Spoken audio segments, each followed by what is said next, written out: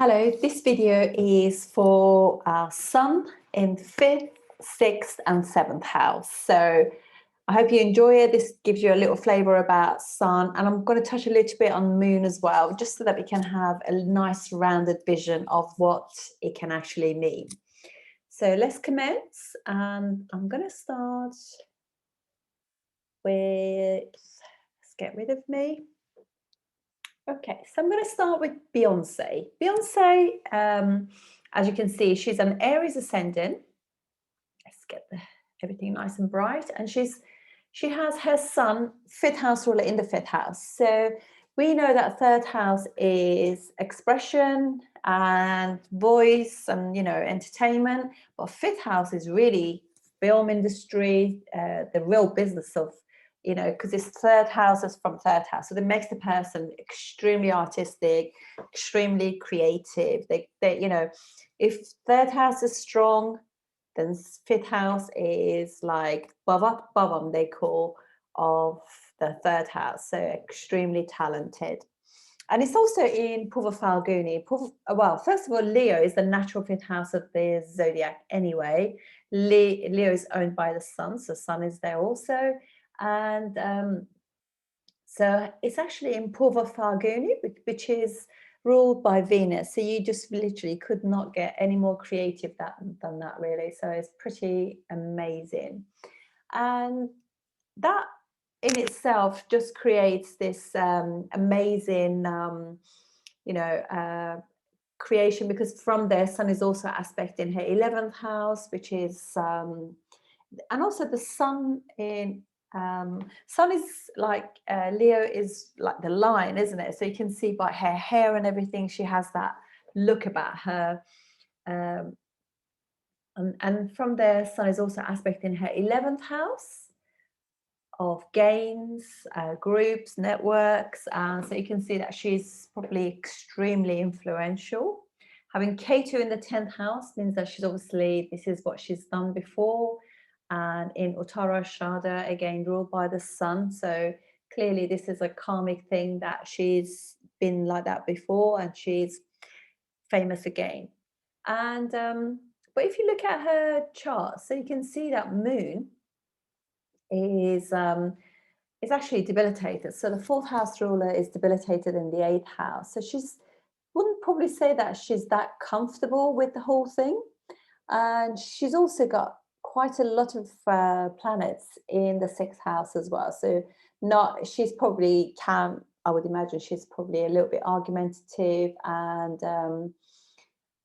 quite critical, but then also that gives her a lot of intelligence to be able to express herself too. And her Venus is literally at the degree that's debilitated. So that's pretty interesting, which makes it Vargotama also. So in her D9, I would imagine she's probably has had many issues in the relationship, because actually in her chart, both her Moon and Venus, both feminine planets, are very weak. So that is in itself will be an indication of issues, probably issues for women as well. So if you are actually treating your subordinates, without respect, that probably is indicative of that, because you can even see Saturn aspecting her Moon in her D9 as well. Even though Moon is in a good condition, nonetheless, though,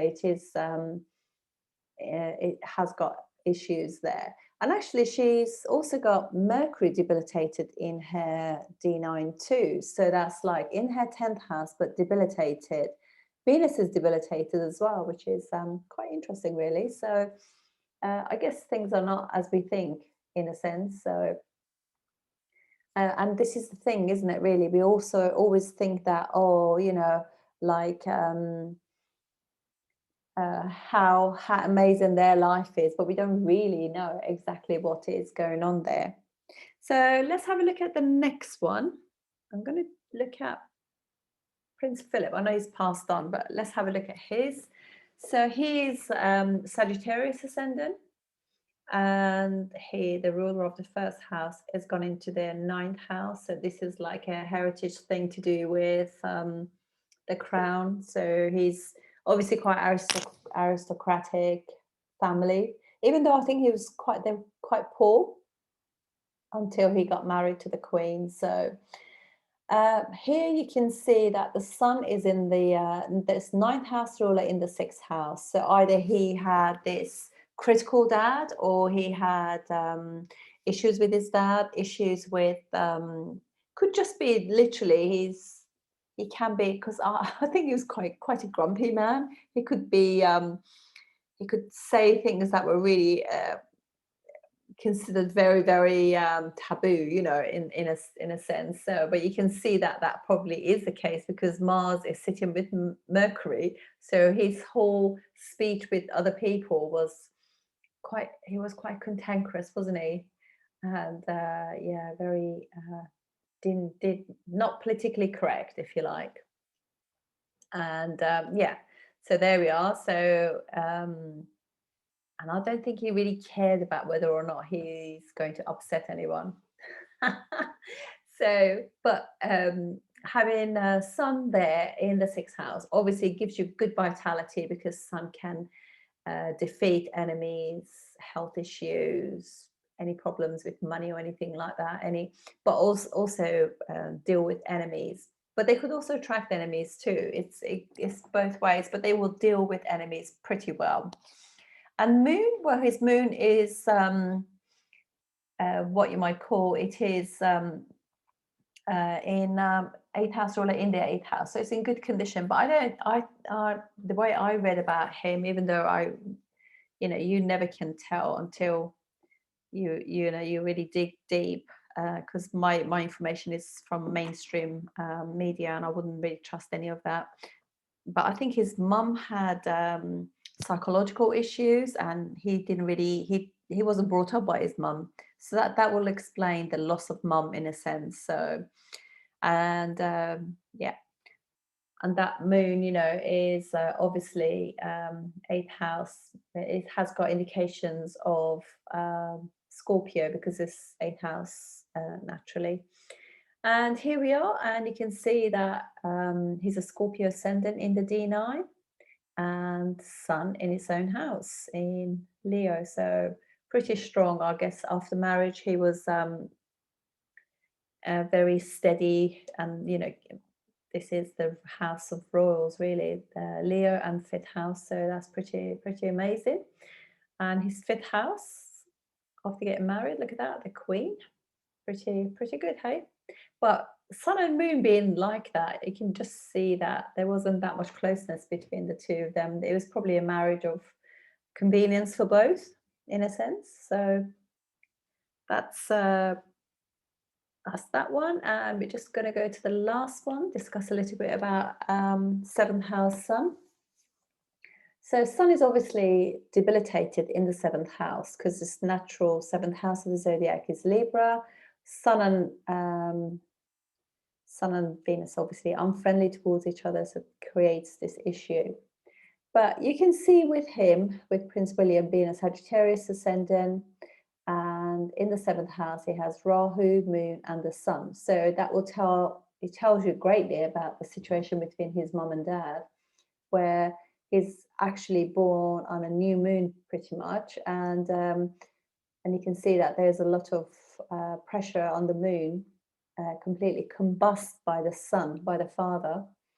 So, and also having his Sun, which is the father indicator, so it's a ninth house ruler in the seventh house, although it creates a really nice Raja Yoga. In terms of Shadbala, it makes the Sun quite weak, because obviously it's in the seventh house.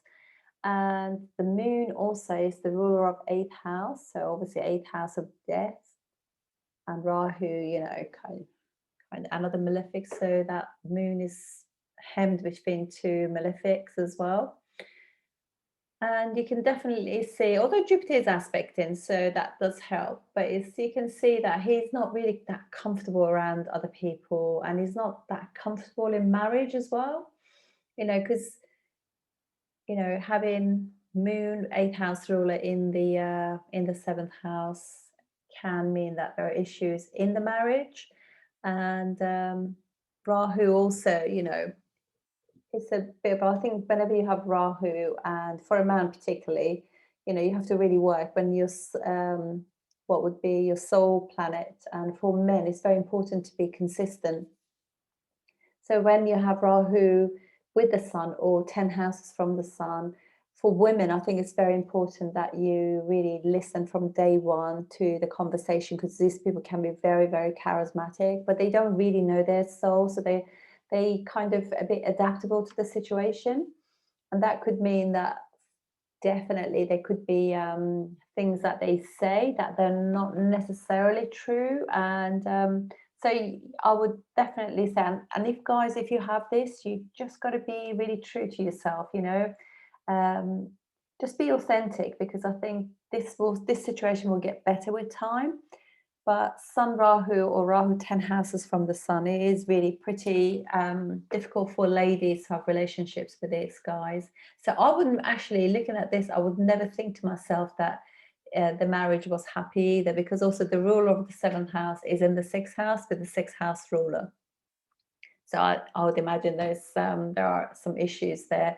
Clearly, it's none of our business, and we go on about that. And even in his D9, he has got like Sun in the seventh house again in Scorpio. So there are things about the whole family, because obviously Sun rules their fourth house of family and home life. There are things that we don't know about. And Mars is in the ascendant, so it's 12th house ruler in the ascendant. So that's a little bit telling too. So let's have a look at his moon here. So his moon is third house ruler. Oh, there's an exchange between moon and Saturn. So Saturn in Cancer can give really cold way of emotionally quite cold. I would probably see that actually more observe that as more like,